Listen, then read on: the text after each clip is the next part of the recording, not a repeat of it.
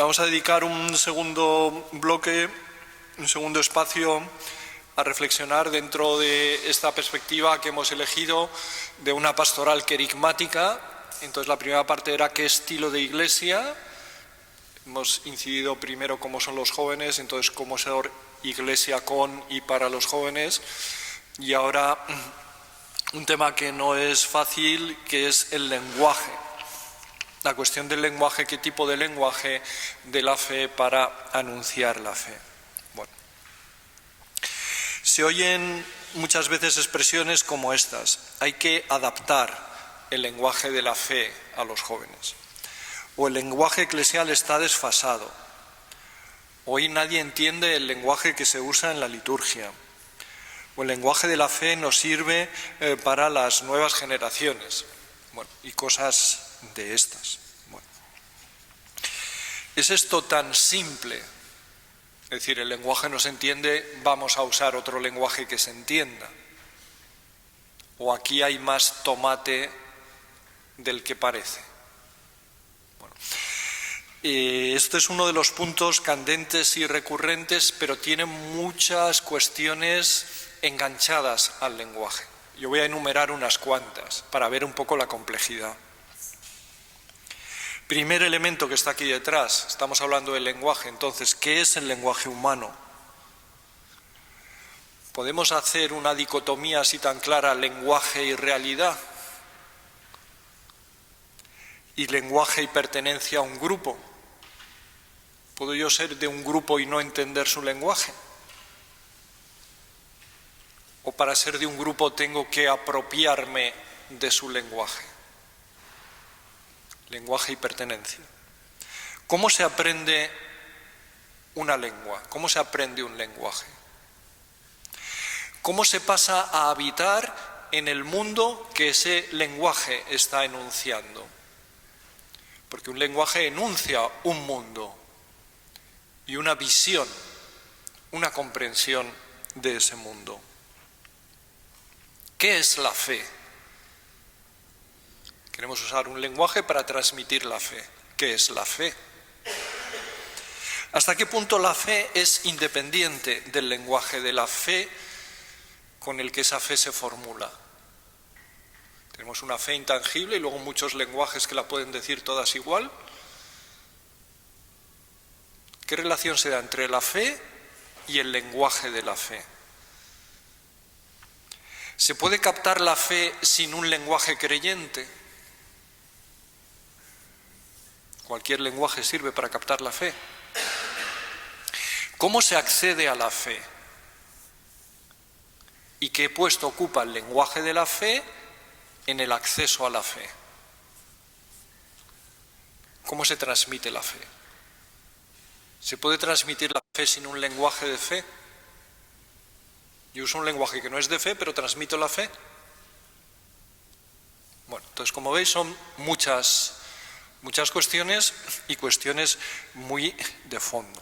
Bueno, si nos fijamos en el último directorio que ha salido para la catequesis del año 2020, directorio para la catequesis se llama, nosotros encontramos dos tesis que yo voy a recoger. Dice: una nueva etapa evangelizadora, se hace eco a la Evangelii Gaudium del Papa Francisco, una nueva etapa evangelizadora exige el compromiso y la responsabilidad de identificar los nuevos lenguajes con los que comunicar la fe.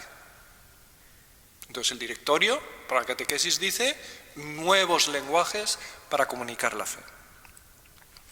Insiste: la catequesis asume creativamente los lenguajes de las culturas, de los pueblos, a través de los cuales la fe se expresa de manera propia y ayuda a las comunidades eclesiales a encontrar otros nuevos y más adecuados para sus interlocutores.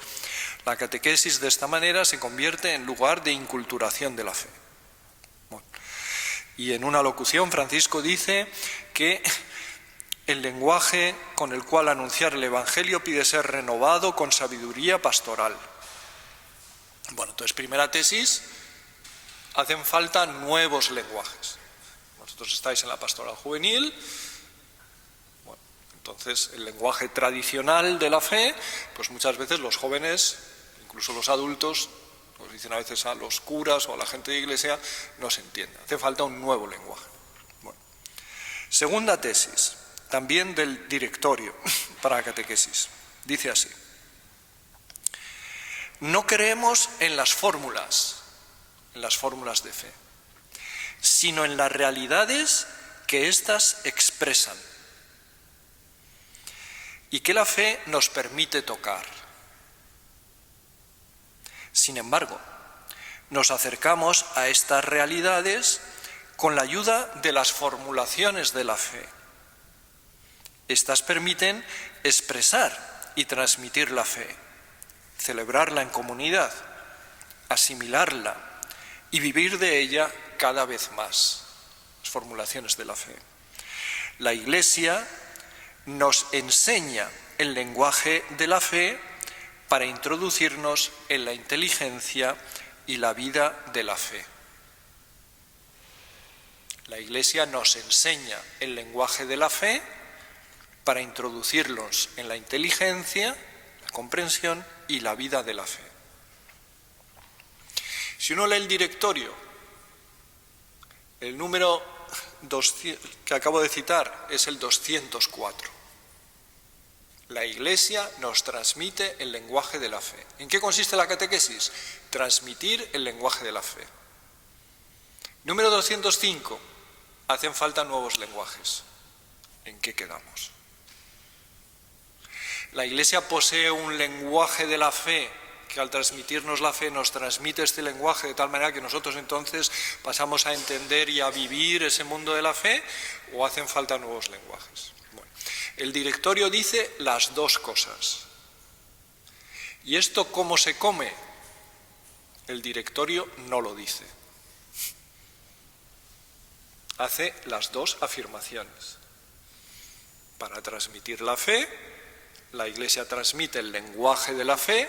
Con el lenguaje de la fe se nos transmite la fe, la inteligencia de la fe, el mundo de la fe, y a la vez hacen falta nuevos lenguajes. Bueno, entonces ese es el problema en el que nosotros nos vamos a tratar de meter. Por una parte hay un lenguaje de la fe que supone la comunidad de fe, que supone vivir el mundo de la fe, que supone entender el mensaje de la fe, y esto nosotros lo queremos transmitir, y en esa transmisión algo de nuevo lenguaje hace falta, pero no es tan sencillo decir hagamos simplemente un nuevo lenguaje de la fe. Bueno, la pregunta entonces que nos hacemos es ¿cómo entender lo que es el lenguaje de la fe para de ahí extraer criterios para ver en qué medida podemos generar nuevos lenguajes que transmitan la fe?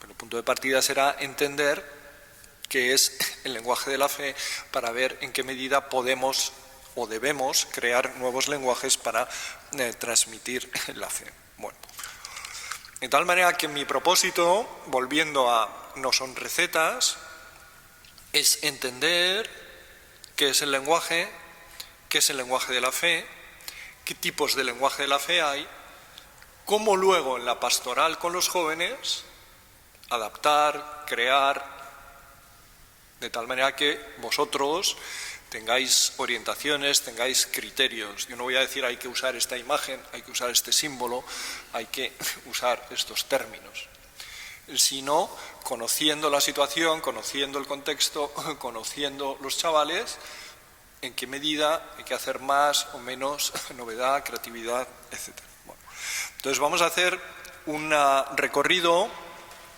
para llegar bien aterrizados, un poco amplios, porque estamos hablando del lenguaje de la fe, y entonces primer paso importante es entender qué es el lenguaje humano y cómo se transmite el lenguaje humano, y luego a partir de ahí qué es el lenguaje de la fe y cómo podemos hacer para transmitir la fe mediante el lenguaje de la fe o mediante nuevos lenguajes. Entonces, primero nos situamos en una perspectiva más general sobre el lenguaje humano.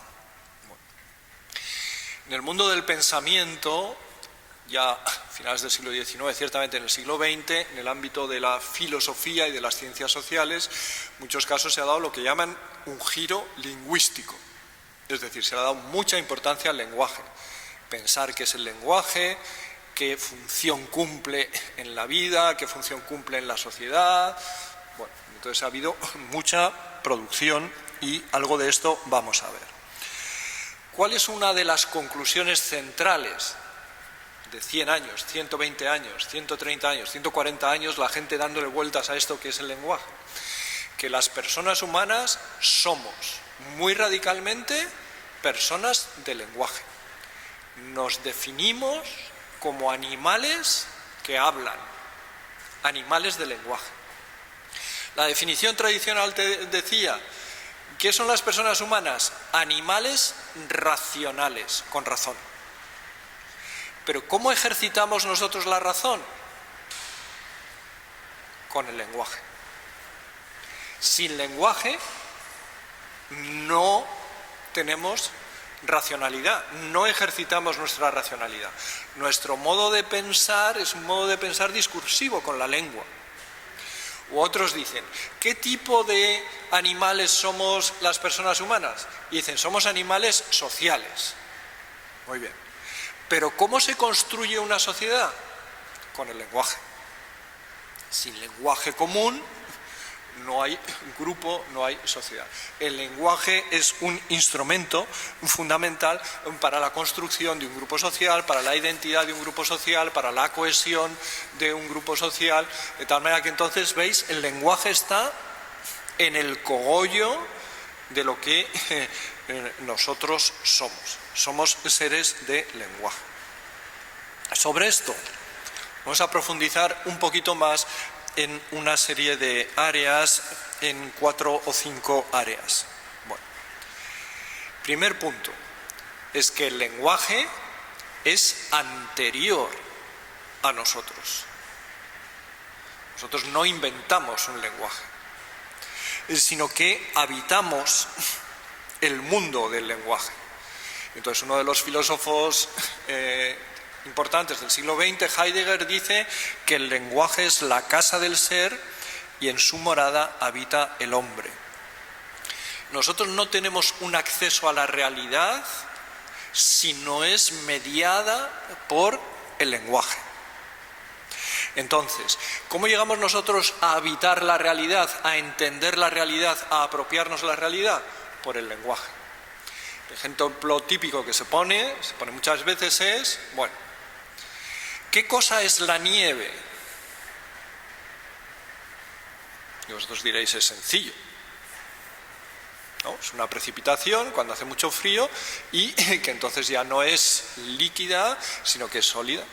Bueno, entonces, ¿cuántas palabras tenemos nosotros para nieve? Una. ¿Cuántas palabras tiene para nieve los esquimales? 30. Entonces, el esquimal habita un mundo con 30 tipos de nieves. Nosotros habitamos un mundo con un tipo de nieve. Si alguno sois esquiador, pues distinguís nieve en polvo, nieve dura, nieve que se está derritiendo, nieve que se ha hecho hielo. Pero como esa es la vida cotidiana de los esquimales, las distintas gamas que tiene la nieve son fundamentales para ellos y por eso tienen 30 palabras distintas. Entonces la nieve para ellos es una cosa, la nieve para nosotros es otra cosa distinta. El lenguaje es la casa del ser. Bueno, venir al ser, dice un autor, es venir al lenguaje, es venir a una comunidad lingüística, lo cual en principio puede y debe decirse igualmente de la fe. Venir a la fe es venir a una comunidad lingüística religiosa. Ya empezamos a liar. Podemos inventar todo, porque no lo entienden. ¿Vienen entonces a la fe si inventamos todo? Bueno, entonces, introducir en el lenguaje aparece como algo imprescindible para introducir en el mundo de la fe. El lenguaje es la casa del ser, el hombre habita el lenguaje. Segundo, lenguaje y realidad. Ha habido un tiempo donde se pensaba que el lenguaje nos permite conocer la realidad como una especie de espejo, ¿no? Entonces el lenguaje me dice lo que las cosas son y la relación es una relación clara y biunívoca. Bueno, de tal manera que cuando se consideró esto, se dijo, para que el lenguaje funcione, cada proposición tiene que seguir el método del lenguaje científico. Detrás de una proposición tiene que haber un hecho verificable. Bueno, y eso sucede en el lenguaje científico. Bueno, y se exigió esto de todo lenguaje para que sea un lenguaje, digamos, de alguna manera verdadero. Pero en el lenguaje metafísico, en el lenguaje ético, en el lenguaje religioso, esto no sucede. Entonces se descalificó por completo la ética, la metafísica, la religión como pura superstición. No se puede verificar lo que...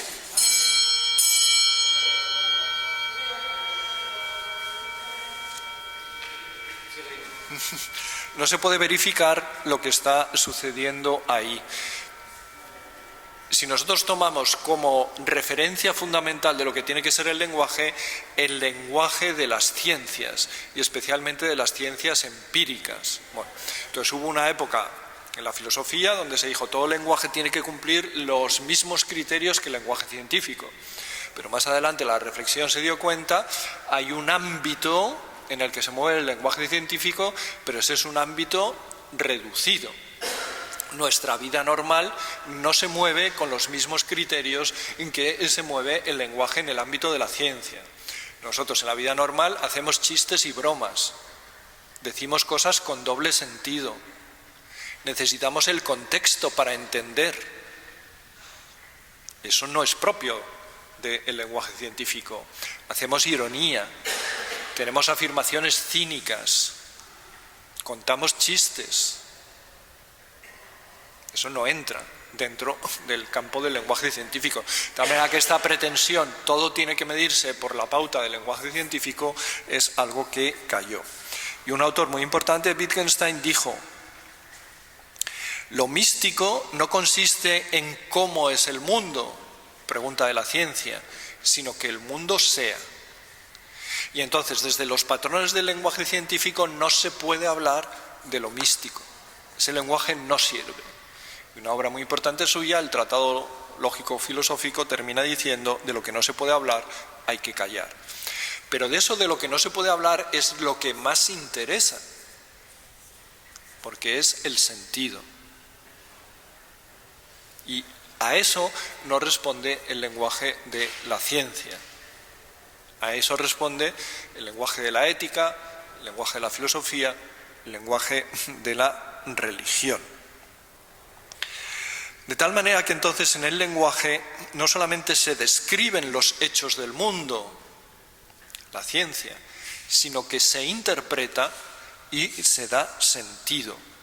Se construye el sentido de la vida, el sentido de la realidad, el sentido de las cosas. Bueno. Esto no significa que el lenguaje sea la mera construcción, como si nosotros viviéramos en una estratosfera del lenguaje y luego está la realidad con la que no estamos conectados. Porque si esto fuera así, la realidad misma se encarga de desmentir que estamos en una nube, que estamos en una estratosfera. Entonces, por una parte, nosotros vemos la realidad mediados por el lenguaje, pero también la realidad tiene una capacidad de emerger, de hacerse presente mediante la formulación en nuestro lenguaje. De tal manera que hay como una circularidad, lenguaje y realidad, pero hay un plus de la realidad que es capaz de aflorar y de hacerse presente en el lenguaje. Porque nosotros con nuestro lenguaje ordinario nos manejamos ordinariamente en la vida. La interpretamos y nos manejamos, las dos cosas. Interpretamos, no es especular, pero funciona. Nos podemos manejar, podemos funcionar, no estamos alejados de la realidad. Tercer elemento, lenguaje y comunidad. La comunidad precede al individuo. El lenguaje está antes de que yo lo aprenda, de que yo sea capaz de hablarlo. De tal manera que entonces vemos que se da una exterioridad y una objetividad en el lenguaje, porque el lenguaje está hecho para la comunicación.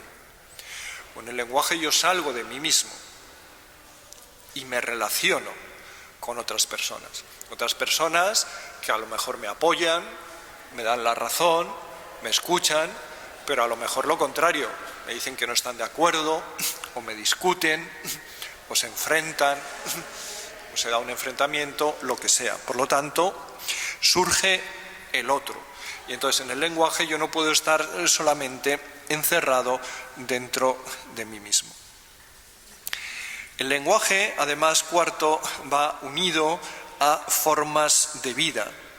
De tal manera que para entender un lenguaje es necesario tener un acceso o tener una comprensión de las formas de vida que están detrás. Un compañero mío de la Facultad de Teología estuvo hace unos años haciendo una parte de la formación de los jesuitas que se llama la tercera aprobación, que es una parte final antes de la incorporación definitiva a la compañía. Ya le mandaron a Estados Unidos y estuvo en Oregón. Y en esta etapa final de la tercera aprobación suele haber un tiempo de ministerio pastoral. Bueno, ya le mandaron a Alaska. Bueno, entonces estuvo varios meses, 4 meses, llevando unas parroquias en Alaska. Bueno, primer problema. Allí los esquimales, entre ellos, no hablan inglés. Hablan su lengua. Bueno, entonces tienes que aprender palabras. Aprender una lengua es solo aprender las palabras. Porque cuando llevaba un tiempo, algunas palabras ya las entendía. Pero las palabras tienen todo un contexto. Tienen toda una forma de vida. Tienen un montón de manera de entender el mundo detrás. Entonces, en el libro donde él cuenta su experiencia, pues se ve algunos despistes de estos, de le dicen una cosa, él entiende la palabra, pero como no entiende el contexto, no lo entiende bien. Lo que hay que hacer, o cómo hay que funcionar, o qué es en realidad lo que le están diciendo. Si yo no capto la forma de vida, la fe es una forma de vida, si yo no capto la forma de vida, aunque entienda palabras sueltas, no capto la comunicación que se está transmitiendo. Último punto dentro de estos pasos previos. El lenguaje humano, ordinario, el lenguaje articulado, es radicalmente simbólico. Se maneja con símbolos. El símbolo es la realidad expresiva que nosotros tenemos, que tiene más potencia, que tiene más capacidad de significar. El signo es un signo arbitrario y es menos rico. Rojo, no pases. Verde, puedes pasar. Bueno, pero el símbolo tiene más riqueza y el símbolo conecta la realidad con la significación de esa realidad. Y de alguna manera yo tengo que tener una cercanía con el símbolo para entenderlo. Bueno, voy a poner un ejemplo sencillo. Nosotros en la fe cristiana manejamos como un símbolo el pan. Entonces, ¿el pan qué es? Alimento. Pero esto que es alimento, que nosotros estamos acostumbrados, porque en la mesa ordinariamente hay pan, comemos pan, puede simbolizar el cuerpo de Cristo como alimento, puede simbolizar el pan de vida, puede desplegar desde el símbolo una significación en continuidad, en progresión y en salto sobre lo que significa el pan y pasar al pan de vida. Bueno, en una cultura donde nadie come pan y donde el pan no existe porque no hay trigo, pues es más difícil entender. Porque no hay una conexión vital de lo que significa el pan. Bueno, nuestro lenguaje, el lenguaje humano, es un lenguaje simbólico, lo cual significa que se da una aprehensión de la realidad y una capacidad de significación de esta realidad. Pero para que el símbolo funcione, de alguna manera yo tengo que conocer el código mediante el cual el símbolo despliega la potencialidad de su significado. Porque si yo no he comido pan, si no me gusta el pan, pues difícilmente me voy a abrir a todo lo que significa después el pan de vida. Bueno, entonces, en el ámbito que nosotros nos manejemos, ámbito de la fe, ámbito de la religión, el ámbito de la religión es radicalmente un ámbito de lo simbólico. Y nosotros accedemos al mundo religioso mediante símbolos. De eso voy a hablar después más cuando hable un poquito del lenguaje religioso. De tal manera que entonces este elemento del símbolo para la transmisión de la fe es muy importante. Y es muy importante como habitar el símbolo, que el símbolo de alguna manera tenga una cercanía, tenga un significado conmigo, para que yo pueda, desde esa vivencia de lo que es el símbolo, dar el salto al significado religioso que el símbolo estaría transmitiendo. Bueno, con esto unas ideas generales sobre la lengua. Segundo paso, ¿cómo se aprende? ¿Cómo se aprende una lengua? Bueno, la manera principal de aprender una lengua es viviendo en una comunidad que habla esa lengua. Y entonces, si nosotros ponemos el caso más sencillo, que es el caso de los bebés, de los niños, ¿cómo aprende un niño, un bebé, una lengua? Pues aprende la lengua porque se le habla, porque delante de él se habla, y entonces, escuchando y oyendo, viviendo en una comunidad de hablantes, aprende esa lengua. Bueno, entonces con los niños pequeños hacemos las tonterías más grandes y les decimos muchas chuminadas y hacemos ruidos onomatopéyicos, sobre todo cuando son muy pequeños, y les decimos pu, pu, pu, pu, pu, pu, y tu, tu, tu, tu, tu, tu, tu, tu. Si solo le dijéramos eso, nunca aprenderían a hablar. Porque en un momento se le hacen esas tonterías, pero en otro momento, normalmente la madre también, pues le habla. Sabiendo que no entiende, pero le habla. Estate quieto, pórtate bien, estás nervioso, tranquilízate, mi niño, qué guapo es, qué bonito, que no sé qué, que no sé cuántos, le llama por su nombre. Y entonces poco a poco el niño también va aprendiendo. Y al principio solamente hace sonidos y como gorgojeos, y luego empieza ya como con algunas sílabas sueltas, y luego empieza con algunas palabras. Dirigiéndonos a él como un tú, dentro del nosotros, él descubre que es un yo. Pero esta comunidad lingüística le precede. Y entonces se habla delante de él y se le habla a él. Y entonces él va aprendiendo y va asimilando la lengua. De tal manera que es mucho más fácil aprender una lengua viva que lo que se llama una lengua muerta. Si alguno habéis tenido que estudiar, por ejemplo, latín, pues es que es a base de traducir y diccionario y memoria. Sin embargo, tengo que aprender inglés o tengo que aprender chino, pues oye, puedo meterme en una comunidad que habla y entonces empiezo a manejar. Tendré que usar diccionario, pero es otra manera distinta de hablar. Hablar un lenguaje entonces implica manejar unos códigos con los que se descifran los significados, pero también cohabitar el mundo que ese lenguaje pone en pie. Unos códigos que son códigos complicados, semántica, sintaxis, etcétera, no me voy a alargar por ahí, pero también habitar ese mundo que el lenguaje significa. Si el mundo que el lenguaje significa a mí me es totalmente ajeno, no entenderé, aunque escuche las palabras y las sepa reconocer, no entenderé ese lenguaje. Si palabras como Jesucristo, Eucaristía, no las vivo por dentro, una persona culta hoy en día en España, si tú le dices Eucaristía, misa, entiende. ¿Pero entiende de verdad? ¿Entiende lo que de verdad es la Eucaristía? ¿O lo ve desde fuera? La gente va a una iglesia, se reúne y pasa allí un rato y el cura sale revestido de una manera un poco rara y en un momento, como decía uno de mis sobrinos, toman la pastilla y luego ya se van. ¿Eso es entender la Eucaristía si uno no la vive? Entonces, si uno no lo vive por dentro, las palabras no significan lo mismo. No significa lo mismo si yo habito ese mundo que si no lo habito, aunque entienda el significado de la palabra. Bueno, con todo esto vamos a pasar entonces al lenguaje de la fe.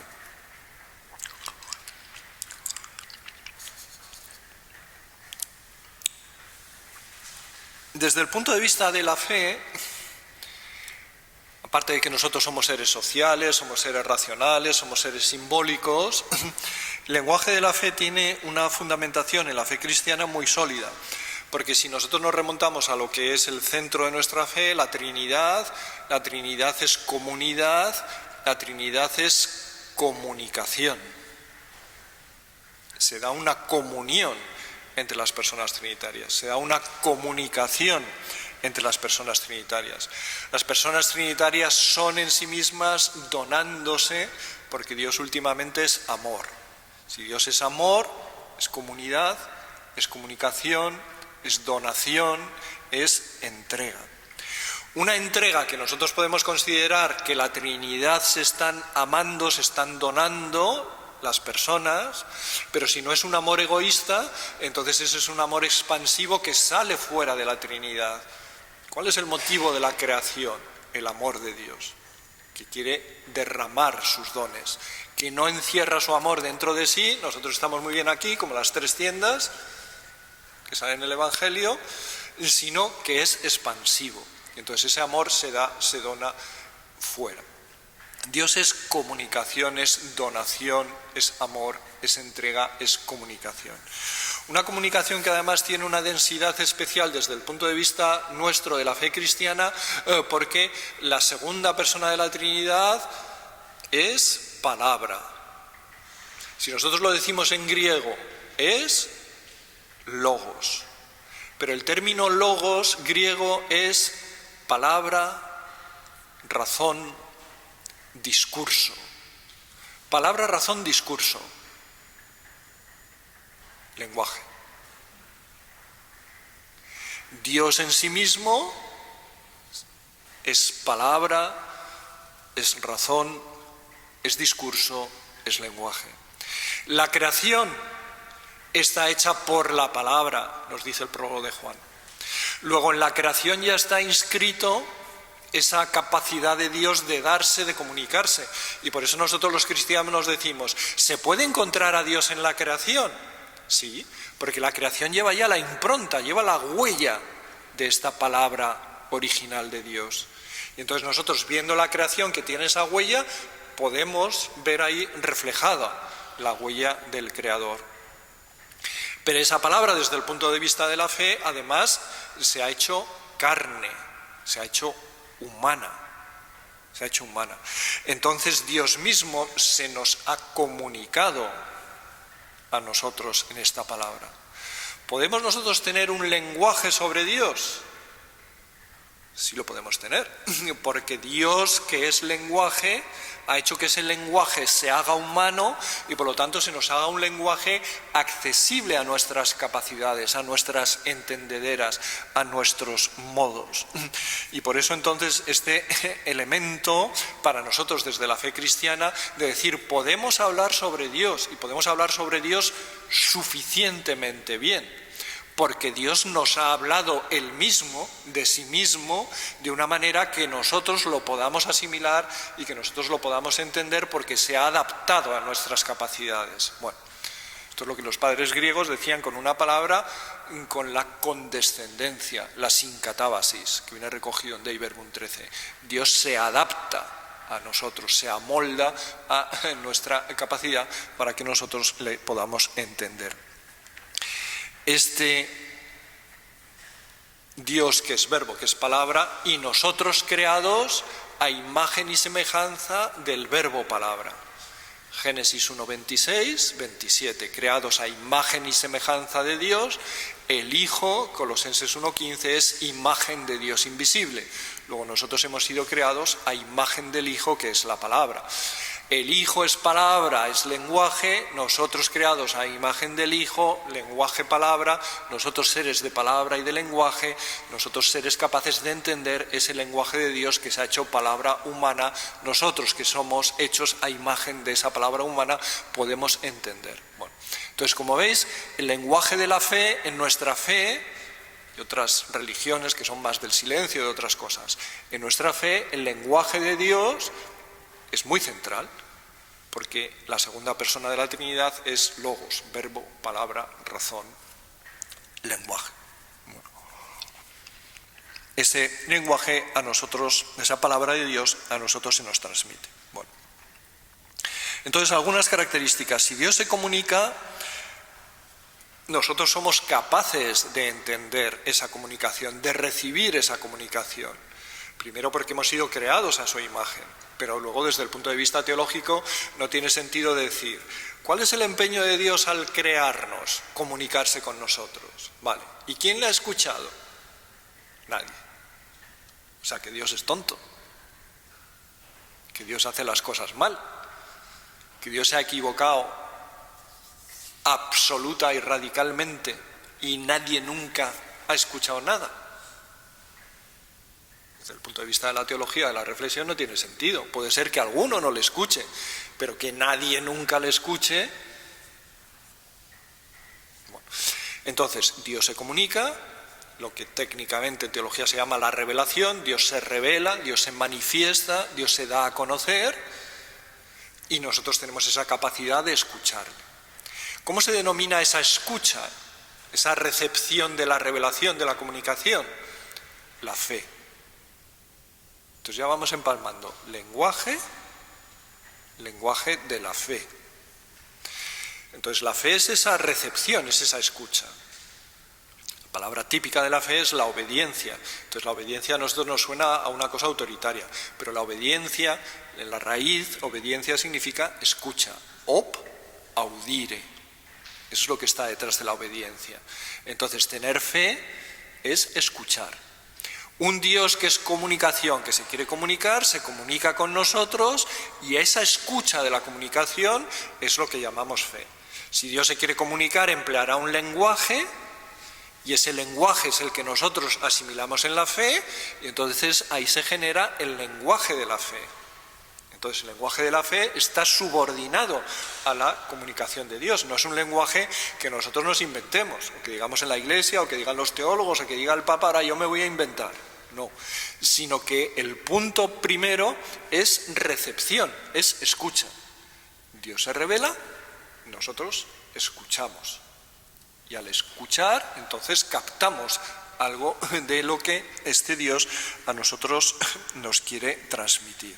Bueno, una revelación de Dios en que Dios se da a conocer. Este Dios que es lenguaje y es comunicación se da a conocer. Bueno,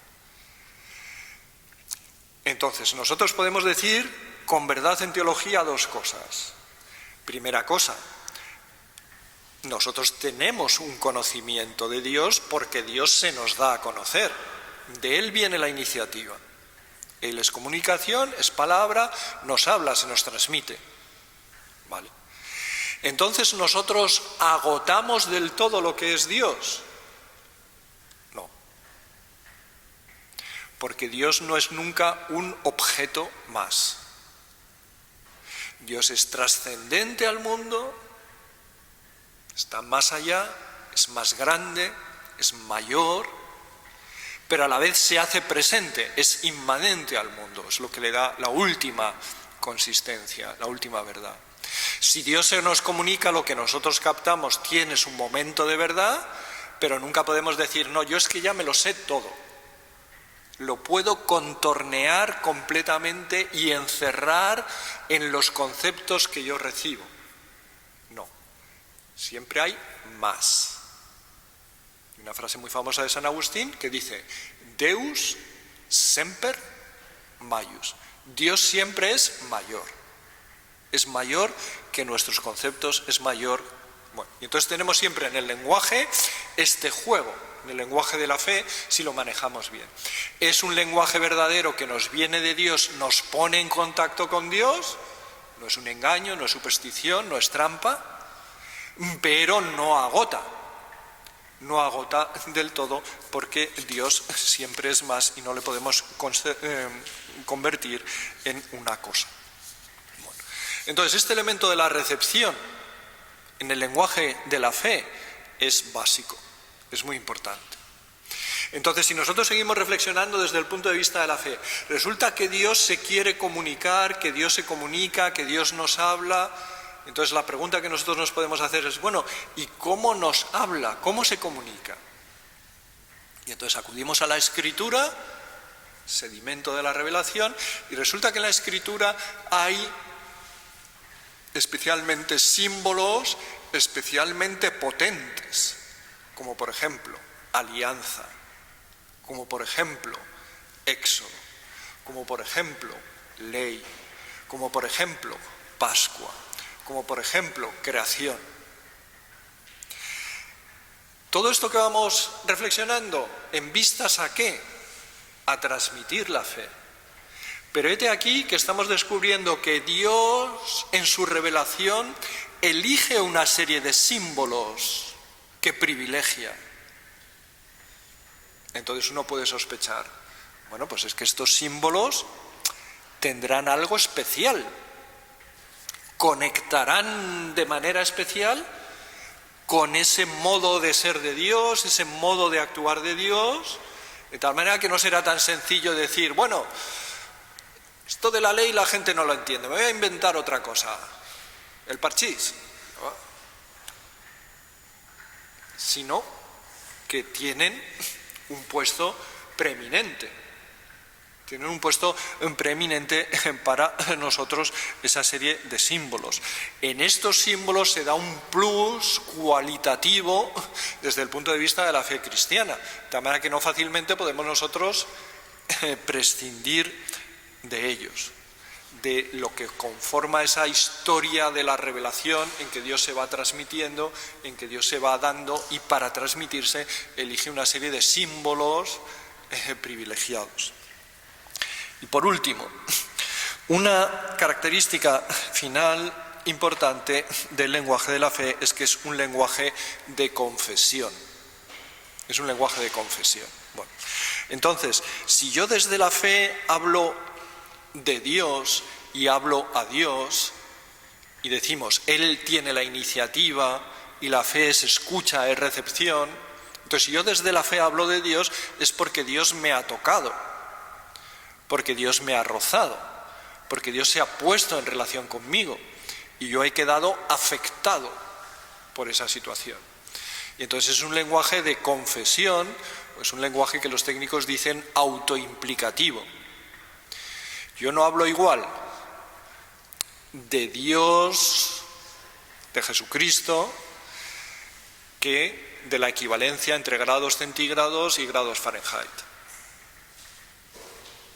Mi vida se pone en juego de una manera distinta. Yo puedo hablar de cosas como desde fuera, me da igual, pero hay cosas desde las que yo hablo desde dentro, no me da igual. Una persona muy querida por mí tiene una enfermedad, pues no hablo objetivamente como hablaría un médico. Es decir, no, mire usted, es que tiene un cáncer que además tiene muy mal pronóstico porque ya es fase 4 y tiene una metástasis no sé qué y tiene tal. Lenguaje neutral, objetivo de los médicos, no. Sino que si yo estoy hablando de mi esposo o de mi esposa o de mi hijo y digo que tiene esto, me conmuevo, me afecta. Bueno, el lenguaje de la fe es un lenguaje de confesión, entonces es un lenguaje que me afecta. Y esto para la transmisión de la fe es muy importante. ¿Cómo hablamos nosotros? Porque igual que los jóvenes tienen un sexto sentido para decir ¿me aprecia o no me aprecia? Tiene un sexto sentido también para decir ¿ahí hay o no hay algo? Yo hablo neutralmente, a veces hacen los profesores de teología, esto dice la Escritura, esto dice el magisterio, tal, pero yo no me implico, o yo estoy totalmente involucrado. Bueno, entonces el lenguaje de la fe es un lenguaje típicamente autoimplicativo. Es como el lenguaje entre los enamorados, ¿no? Es un lenguaje donde yo implico mi persona. Dice Olegario González de Cardenal: el lenguaje de la fe tiene consistencia en la medida en que sus afirmaciones implican y explican al sujeto, recibiendo de esa implicación e identificación con la realidad designada su valor y verdad. Su valor y verdad. Si yo digo que Dios es misericordioso, me implico, y me implico en mi vida para ser misericordioso. Si los chavales me ven luego que soy un borde, me desmiento de mi lenguaje. Bueno. Distintos tipos de lenguajes de la fe. Bueno, se dan distintos tipos de lenguaje, en la Escritura tenemos distintos tipos de lenguaje, y voy a hablar de algunos que me parece que nos pueden ayudar a aclararnos de cara a la transmisión de la fe. Entonces no voy a hablar de todos los posibles lenguajes de la fe que hay, sino solamente de algunos, de 4 o 5 que nos pueden ayudar, pienso. Bueno, un lenguaje muy típico y que la gente suele identificar enseguida con la fe es el dogma. A mí el dogma me gusta, pero yo me dedico a la teología dogmática. Pero bueno, entonces, ¿qué tipo de lenguaje es el dogma? El dogma es aquel lenguaje que define los contenidos que son vinculantes. Entonces, lo típico del dogma es que dice esto es vinculante para creer. Bueno. El dogma solamente formula algunos aspectos de la fe que en algún momento de la historia, por lo que haya sido, se han puesto en cuestión, y entonces la Iglesia como unidad creyente ha hecho un discernimiento y ha dicho, ¿tenemos que creer esto sí o no? Y entonces ha tomado una decisión. Dogma originariamente significa decreto, una decisión de un decreto. Bueno, entonces yo voy a poner 2 ejemplos sencillos. En la primera transmisión del cristianismo empiezan unos a decir, oye, esos griegos que hagan el favor de circuncidarse. Y otros empiezan a decir, oye, no. Lo de Jesucristo significa que no hace falta circuncidarse. Entonces, ¿qué quedamos? Para ser cristiano, ¿es obligatorio circuncidarse o no es obligatorio? Primer pollo monumental en la expansión del cristianismo. Se reúnen, el libro de los Hechos lo cuenta todo así muy estilizado, se reúnen en concilio los apóstoles tal y toman una decisión. Hemos decidido, el Espíritu Santo, asistencia del Espíritu a la Iglesia y nosotros, que no es necesario circuncidarse. Y cuando vayáis predicando, id comunicando los dogmas que hemos decidido, las decisiones que hemos tomado. Bueno, entonces esto ya está resuelto. Si nosotros ahora nos reunimos aquí y decimos, hemos decidido que sí hay que circuncidarse, no lo podemos hacer. Esto ya está resuelto. Pero es que a mí no me preguntaron. O sea, cuando esto lo decidieron, yo no estaba allí, a mí no me preguntaron. Pero ya ha quedado resuelto. Entonces es una decisión vinculante para el resto. No es obligatorio circuncidarse para ser cristiano. Una decisión dogmática. Una decisión dogmática. Más adelante, en el siglo IV, empieza un señor a predicar en la iglesia del puerto de Alejandría, señor que se llama Arrio, y empieza a decir, Jesucristo es fenomenal,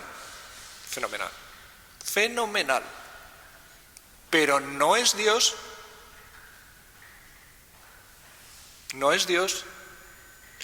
Dios solamente hay uno, porque tiene que ser sin origen para que sea Dios. Entonces, Dios es igual a ser sin origen y de Él procede todo. ¿Qué es lo primero que procede de Él? Jesucristo, su Hijo, creado. Pero si es creado, no es Dios. Entonces se forma un pollo tremendo, la crisis arriana. Este señor empieza a predicar al año 318, en el año 325 se reúne un concilio de Nicea, y dicen, Jesucristo sí es Dios, porque aunque procede del Padre, no procede por creación, sino que es de la misma sustancia del Padre y procede de Él por generación.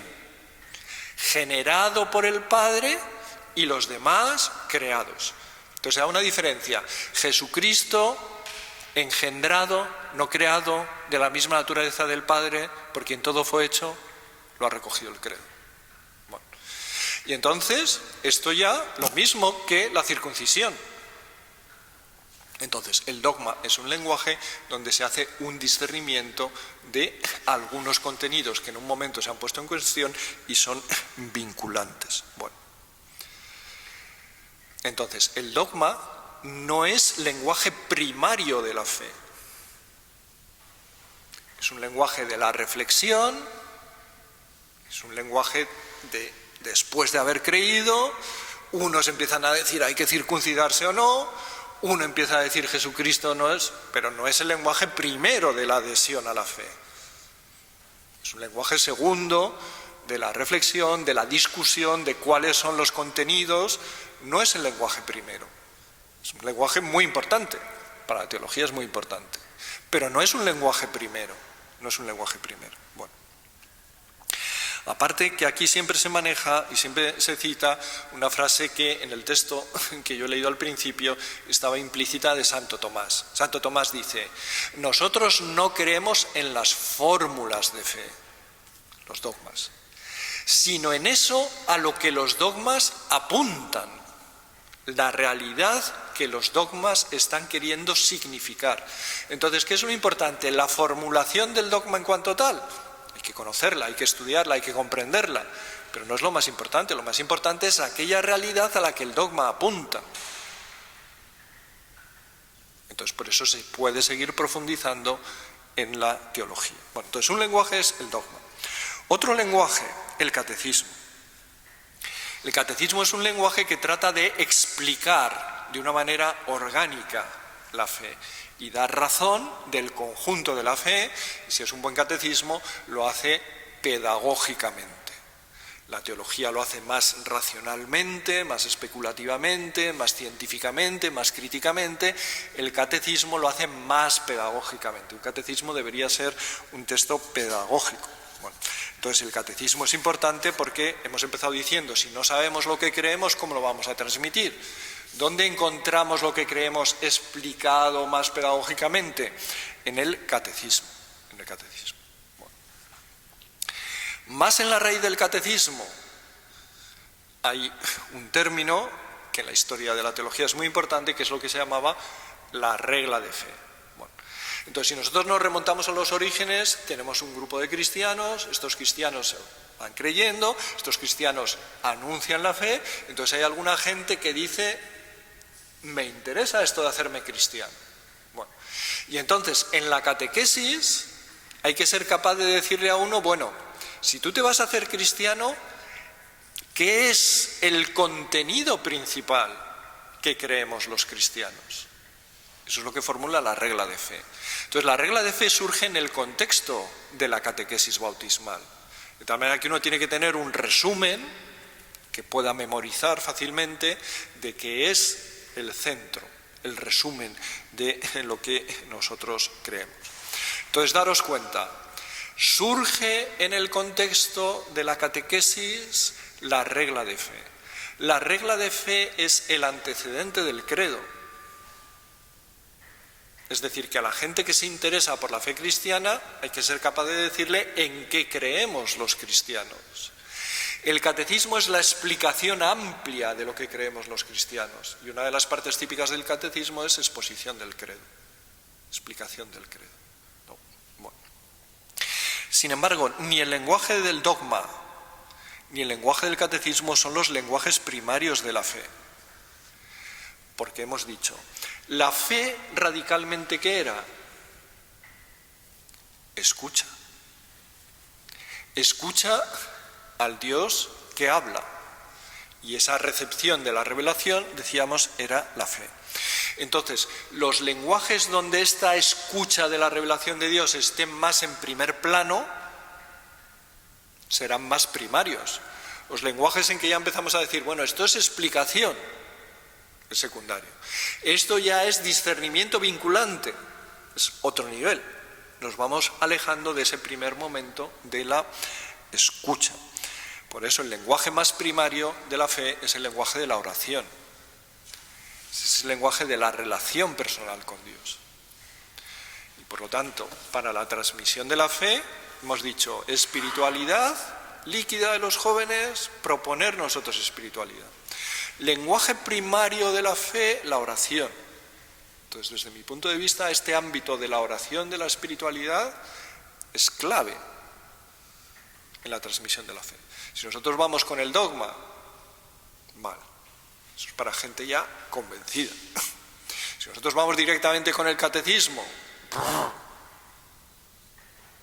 no entra por ahí. Primer lenguaje me parece que tiene que ser la oración. Otro tipo de lenguaje importante es el lenguaje querigmático.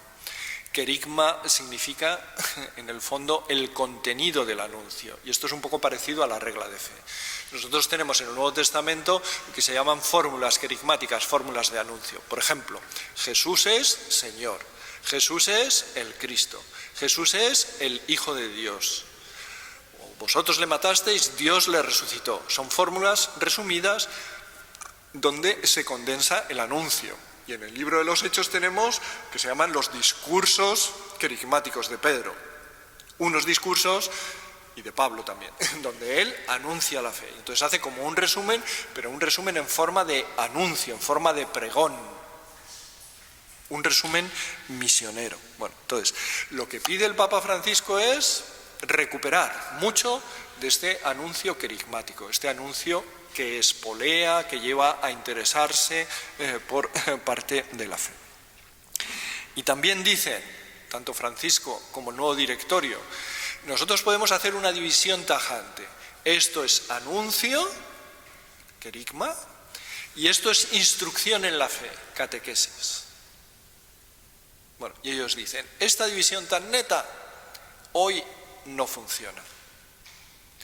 Hay que estar continuamente volviendo al anuncio, aunque estemos en el seno de la catequesis, que es instrucción.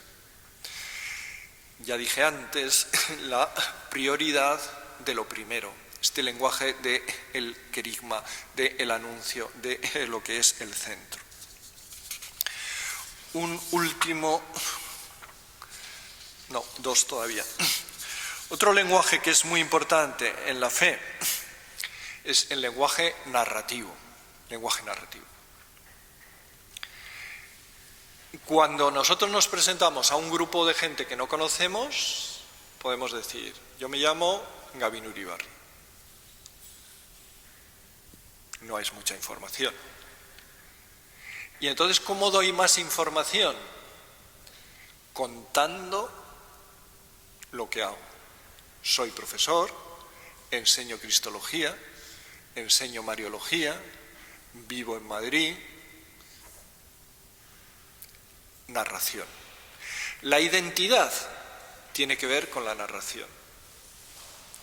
Lo que nos construye, lo que nosotros somos, cuando nosotros nos decimos, pues vamos contando nuestra historia.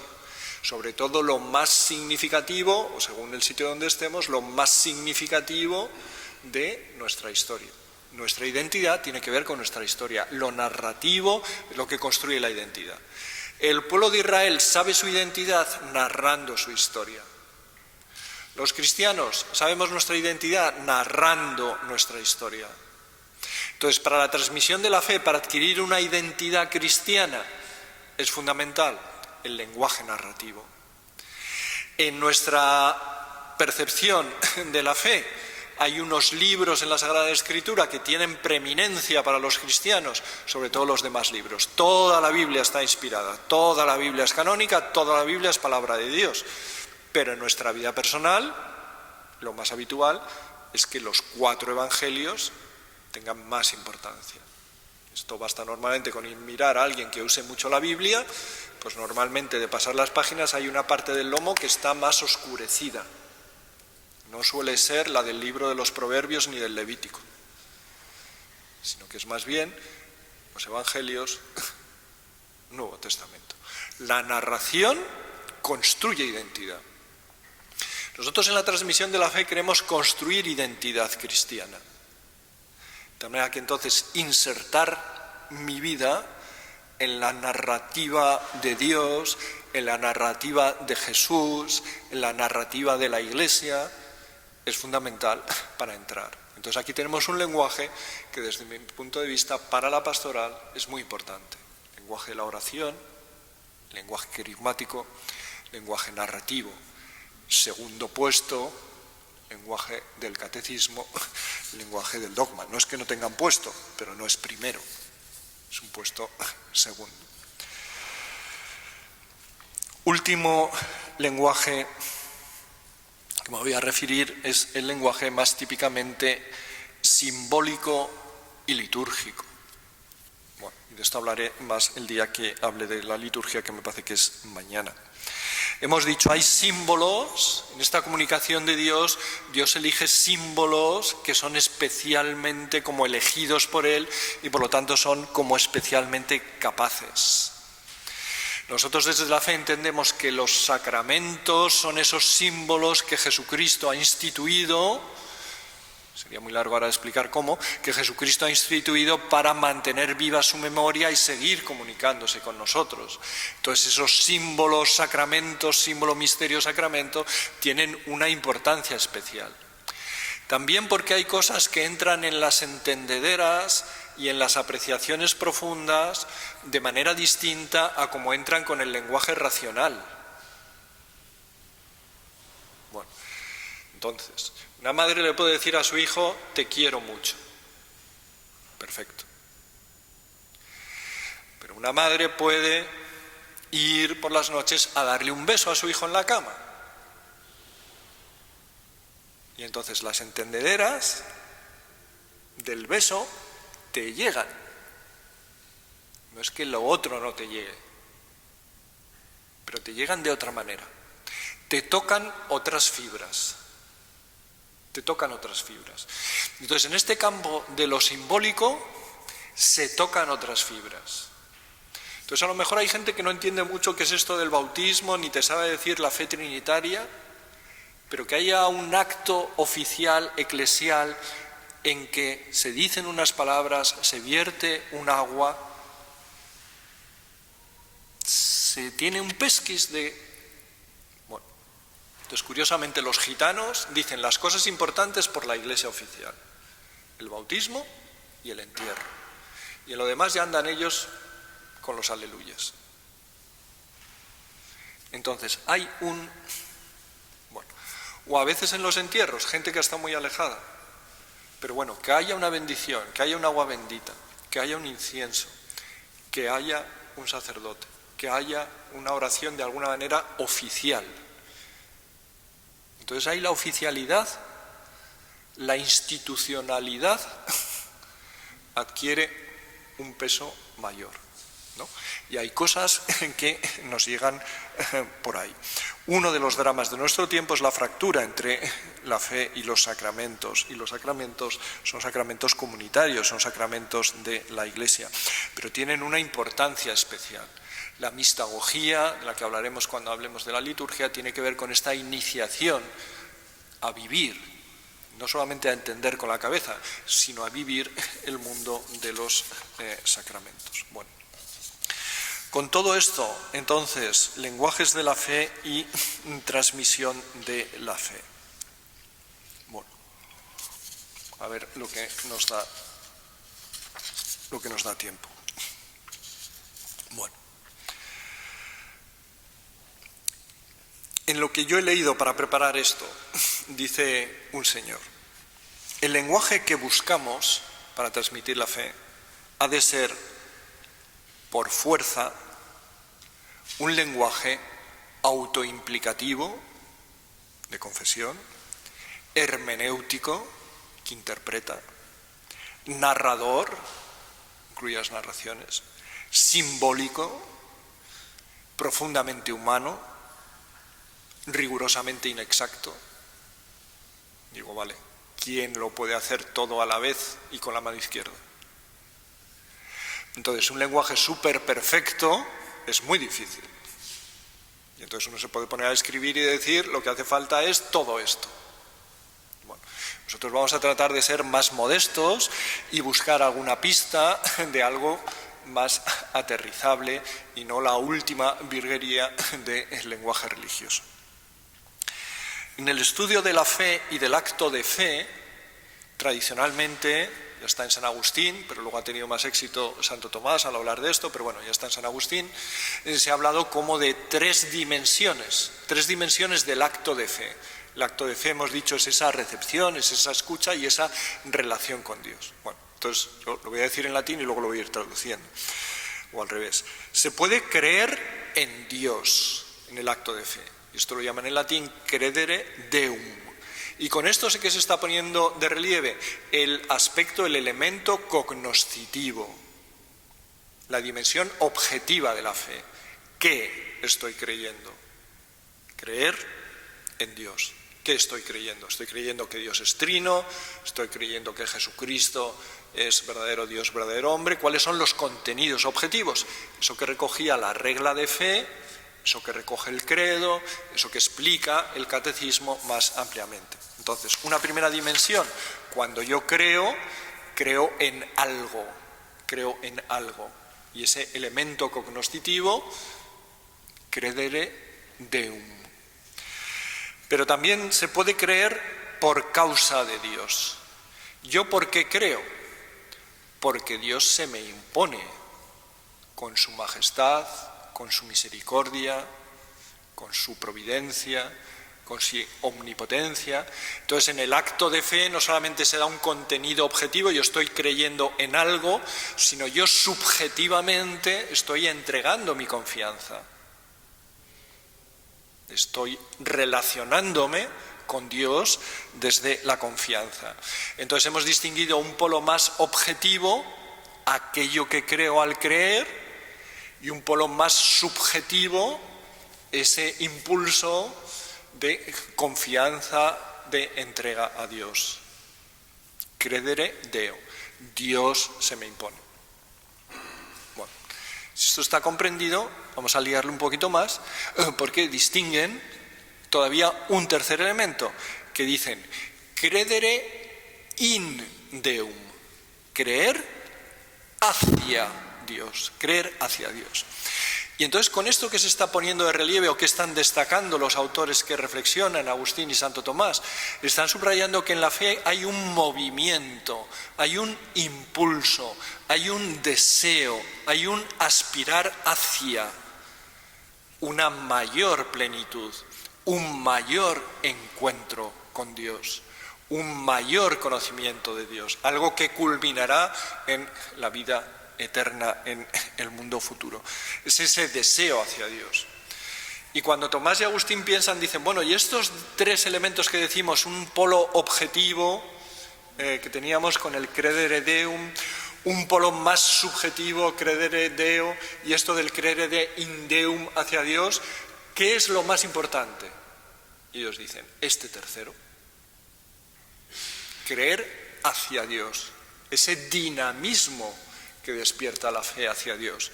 Porque dicen, aquí está dentro la fe, la esperanza, ese deseo de encuentro futuro, y el amor que me mueve hacia Dios.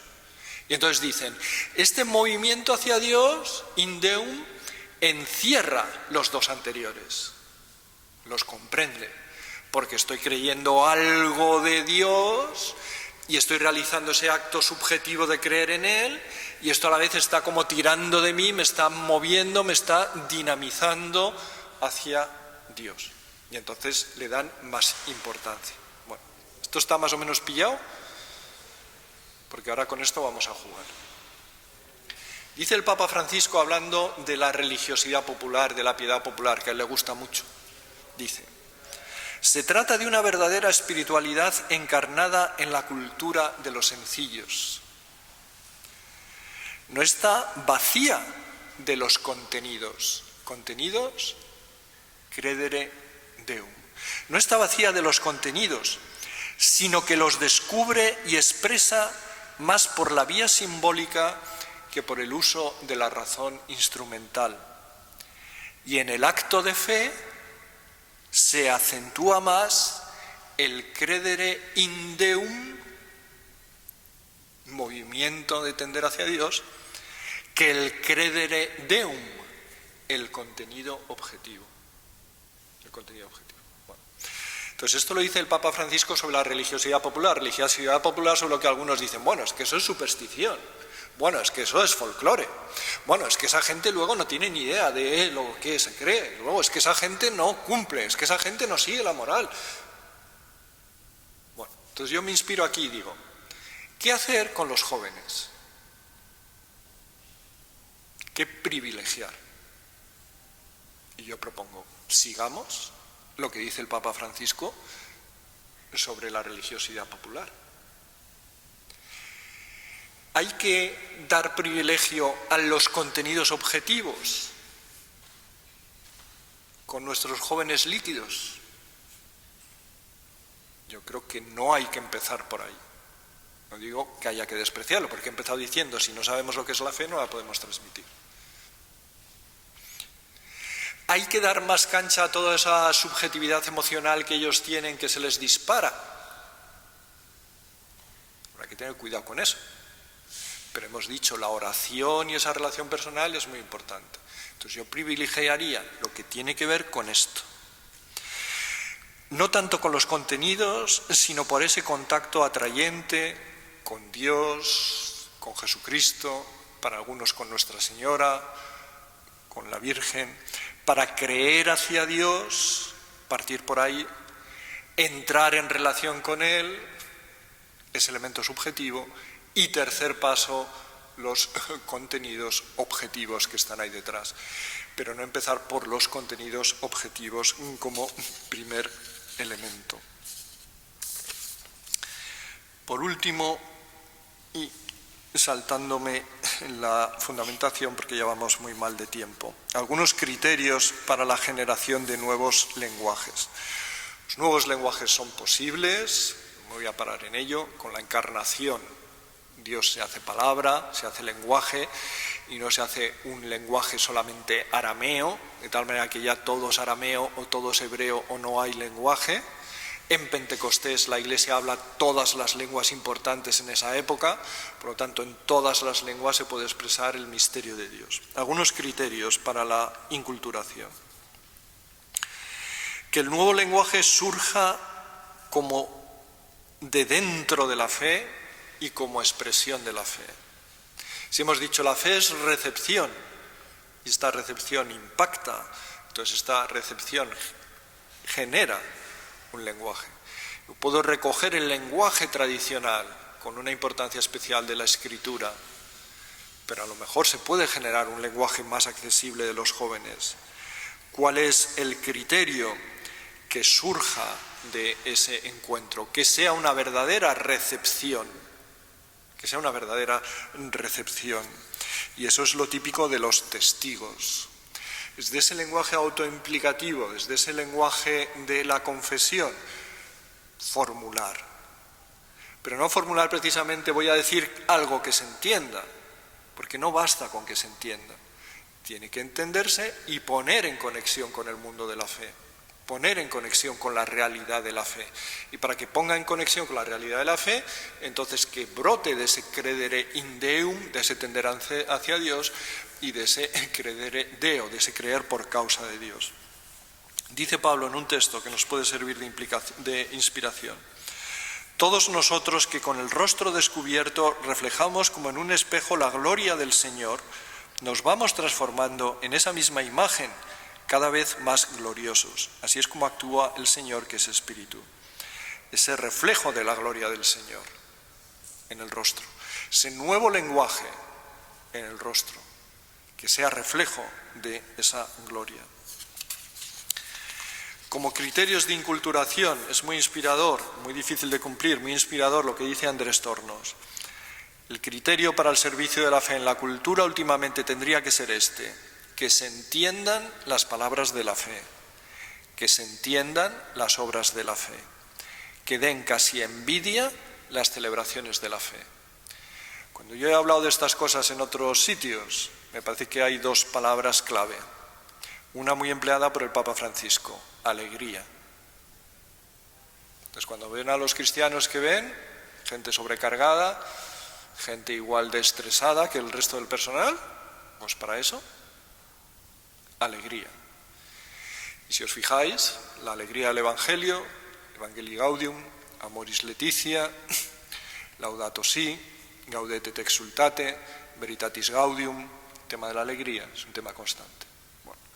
Otra clave que él no maneja, pero yo sí, envidia. Entonces nosotros damos envidia. Decimos, ¡joder, qué suerte! ¿Cómo vive esta gente? ¿Qué tienen? ¿Hay algo ahí que a mí me gustaría? ¿O no hay nada que envidiar, sino todo lo contrario? Qué pena me da esta gente. Porque van hechos polvos toda la semana y luego encima el domingo tienen que ir a la misa, que es un aburrimiento espantoso. Entonces, vamos, para eso yo prefiero levantarme más tarde, leer el periódico, tener el desayuno tranquilito, luego un paseo por la playa. Envidia. El día que las comunidades cristianas den envidia, empezarán a traer gente. Si dan pena, no vamos a traer a nadie. Menos a los jóvenes que pasan olímpicamente de todo lo que sea institucional. Envidia.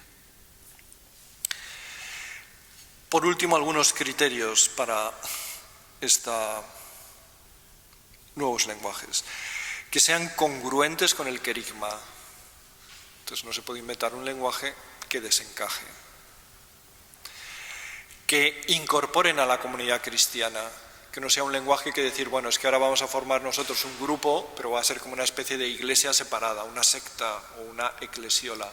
Y entonces solamente los jóvenes se pueden reunir con los jóvenes, estar entre los jóvenes, participar entre los jóvenes y las cosas de los jóvenes, pero no se integran, no se incorporan, no participan. Que resuene con la escritura. Invento un lenguaje que los jóvenes lo entienden muy bien, pero no tiene nada que ver con la escritura. Y que resuene con la liturgia.